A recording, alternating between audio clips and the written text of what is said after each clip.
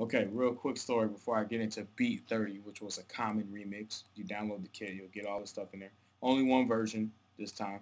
Instead of experimenting and doing a bunch of different stuff, I ended up just with the one. But before I get into the beat and how I broke it down, I'll just tell a quick story. While I was in high school, I was in art class 3 years in a row and then went to college for art and stuff, right? Well, there's always that one dude in art class that I don't know what happened to him, but he needs you to give him props. And so what he would do is he would not get props, but he'd give himself props. And we all hated that guy. So when it comes to hip hop beats and stuff, I try not to be that dude because I mean it's all subjective. What one person thinks is dope is trash to someone else. So I don't pull that kind of stuff when it comes to my music. This dude used to sit around in class and say shit like, "Wow, man, I absolutely blew myself away this time with this drawing." And he'd say ridiculous stuff like, "Wow, I use almost every medium that exists. I use pencil, pen, color pencil, marker, watercolor, and he used literally everything he could to make like an illustration of Wolverine, and then it would be a shitty ass Wolverine." So I'm like, come on, man, don't be that dude. And so I try not to be that dude. So with this particular beat, I'm not gonna be that guy. So don't get it twisted. Don't misinterpret what I'm trying to say. What happened was this beat is I liked it a whole lot personally. I know a lot of people. I haven't even gotten any kind of real reaction from this beat, but I liked it. What I got excited about this though was that I wish I could get the same feeling that I had with this beat with all my beats. Man, let's face it, I put up 70 going on 100 remixes now. And some people listen to my stuff, man, they'll just straight out tell me, "Yo, man, a lot of your beats is ass, son." Hey, you know what? I know.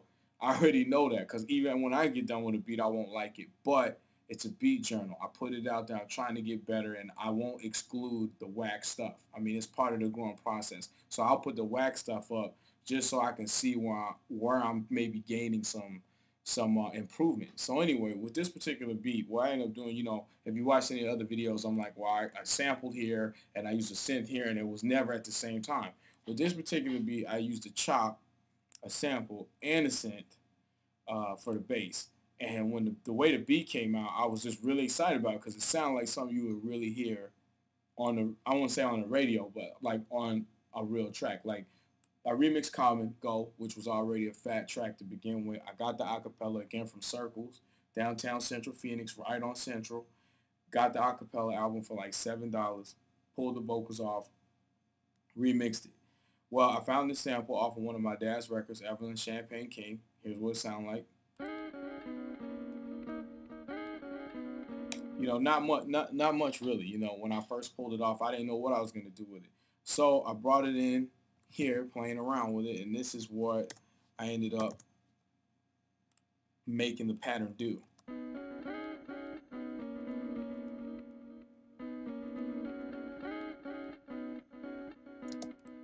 So, kind of remind me of that.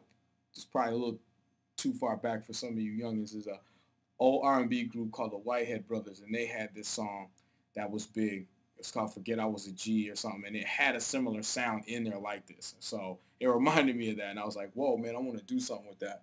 And so anyway, bunch of other sounds in there that I use. Like I don't know what the hell this is. Let's see. Oh, okay, some wood block sound, uh, some hats, you know, some claps. I put a little echo effect on, start trying to get into some of that. A little delay on the claps.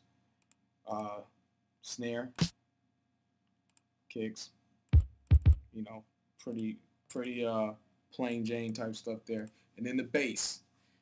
The bass is what I got excited about because if you watch any of my other videos, bass line is something that don't come natural to me. It's hard for me to do those. And so I just kind of like really focus on trying to come up with a bass line for this remix. And so these were the notes I ended up using. And you see how I arranged it up. You can see where there's change ups and stuff in the chorus and stuff. So this is how this beat, and it's kind of funny because it was a funny song. You know, there's a long intro, and then finally around bar, I don't know what is this, bar 18, that's when Common started flowing. So that's why I had the bass and stuff kick in. So here was the transition. So I'll let you hear the chops, and then the rest of the beat, and then you'll hear the synthesizer kick in.